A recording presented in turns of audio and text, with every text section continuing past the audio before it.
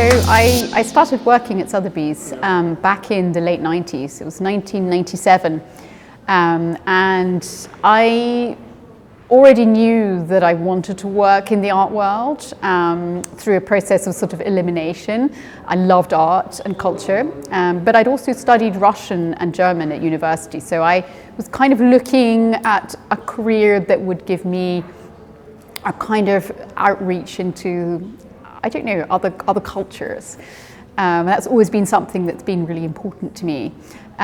So I started working in the Russian department at Sotheby's, and I didn't look back really, because that time coincided with the growth of the Russian art market, as Russian private collectors sort of flooded the sales looking for art to hang in their houses, which during the Soviet Union belonged in the museums.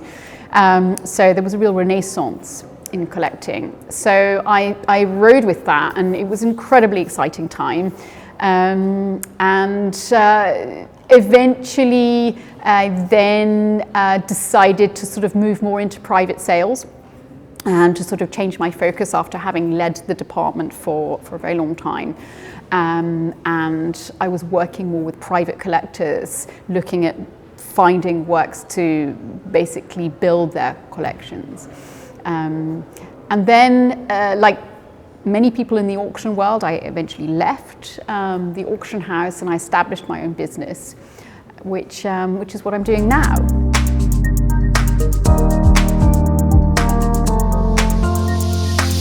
I absolutely love this sort of marriage of Art Zagreb with the auction, the studio sale that you've got happening tomorrow. And you know, this is really unusual actually, because if you look at the global art market, if you look at the fairs in London, in Basel, in New York, the auction houses don't have a presence there, and they just don't cross over. So here it's very unique, and I think it's a real plus, because I think that particularly because it's a small market, a small emerging marketplace, sort of joining forces, right, and you know, coming together to collaborate, I think is really, it's really key. I think it's going to really help. I think that really the key there is the sense of there's two things. There's the transparency, which is really key, which you see through auctions, because they're very public, right? But consistency is really key. You have to keep going, right? And I think when you look at Art Zagreb, for example, this I believe is your 8th, edition. It's absolutely key to keep growing, to provide that sort of sense of security, that sense of consistency, so that I'd love to be sitting with you 10 years down the line and looking back and seeing, your growth, right? And I guess it's challenging, right? It's a really challenging time for businesses everywhere at the moment. However, I also think that when you're a new business, and 8 years is not a lot, right? If you compare it with some businesses that have been around for 50 years or whatever. I think that, you can be more flexible.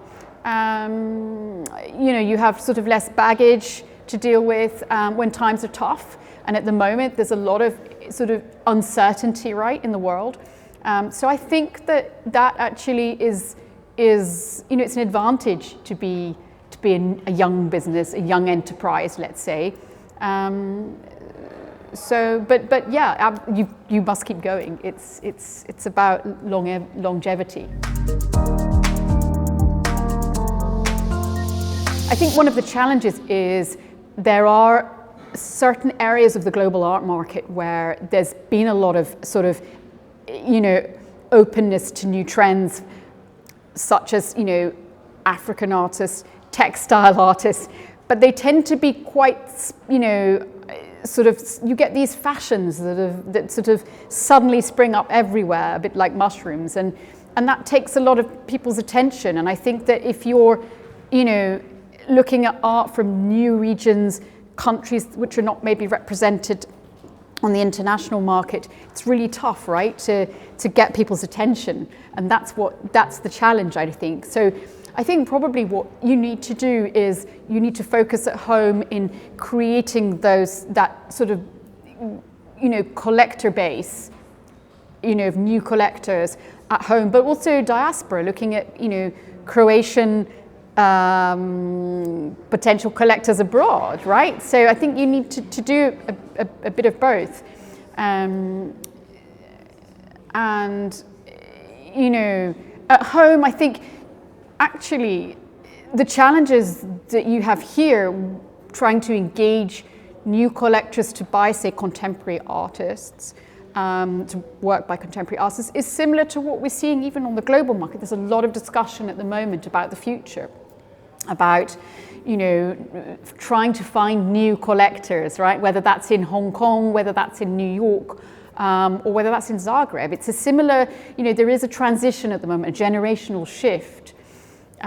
So, those challenges in a way are the same here as they are perhaps elsewhere.